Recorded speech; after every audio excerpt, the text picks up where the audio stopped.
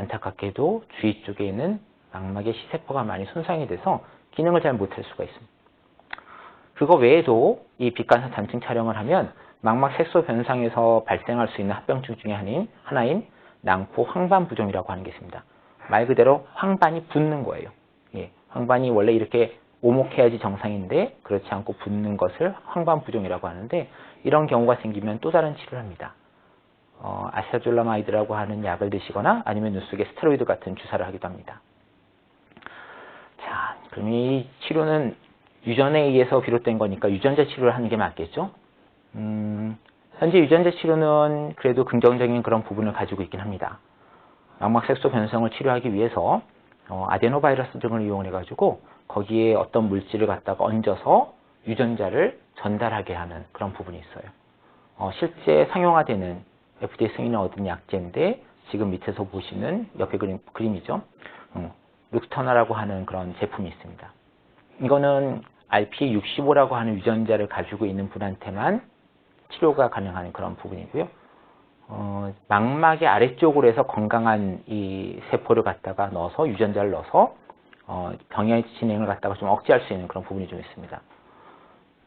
한 가지 안타까운 건 가능은 한데 가격이 너무나도 비싸서 거의 뭐 40에서 50만 달러 정도가 하니까 우리나라 돈으로 거의 한 5억 정도 하는 거죠. 양안에 하신다면 그 2배가 되는 거니까 상당히 그런 부분에서는 안타까움이 많습니다. 하루빨리 이런 부분들이 좀 더 개선이 되고 개발이 되어서 많은 분들한테 도움이 될 수 있는 그런 유전자 치료 방법이 개발됐으면 하는 그런 바람이기도 하고요. 그 외 치료는 줄기세포, 그 다음에 신경성장인자라고 하는 게 있는데 현재 여러 가지 시도를 하고 있긴 하지만 결과는 아직까지 크게 좋지는 않습니다. 결과가 좋지 않다는 건 망막 색소의 그런 부분의 구조적인 부분은 조금 더 강화가 되는 부분이 있었지만 시력이 더 좋아지거나 시야가 더 개선되는 그런 부분이 적었기 때문에 그런 말씀을 드리는 거고요. 하지만 앞으로 더 진행되는 과정에서 어느 정도 더 치료 효과를 가질 수 있을지도 모르겠습니다. 제가 보니까 이 비욘디에서 한번 배소연 교수님을 모시고 한번 인공망막에 대해서 한번 다뤘던 적이 있더라고요. 인공망막이라고 하는 거는 망막 색소 변성이 있는 환자분들한테 어느 정도 도움이 될 수 있지만 이게 어느 정도 시력이 유지되시는 분들한테는 아직까지는 도움은 별로 안 됩니다. 정말 저명한 시력이 안 나오는 실명이 되기 가까운 그런 분들한테는 이 알거스2라고 하는 위에 있는 이 부분이 여기 보시는 칩인데요. 이걸 망막에다 꽂아서 그 부분으로 볼 수 있는 범위를 갖다가 보는 건데 이게 해상력이 좋은 건 아니어서 어느 정도 어디에 뭐가 있다는 정도를 갖다가 캐치를 합니다.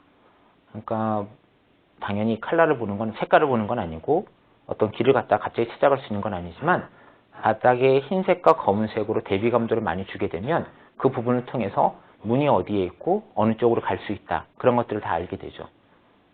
이게 아무것도 아닌 것 같겠지만 사실 하나도 안 보이시는 분들이 이 부분으로 해서 내가 혼자서 거동할 수만 있다면 엄청나게 큰 그런 발전이라고 볼 수 있고 그 환자분들한테는 상당히 큰 기쁨이라고도 할 수 있습니다.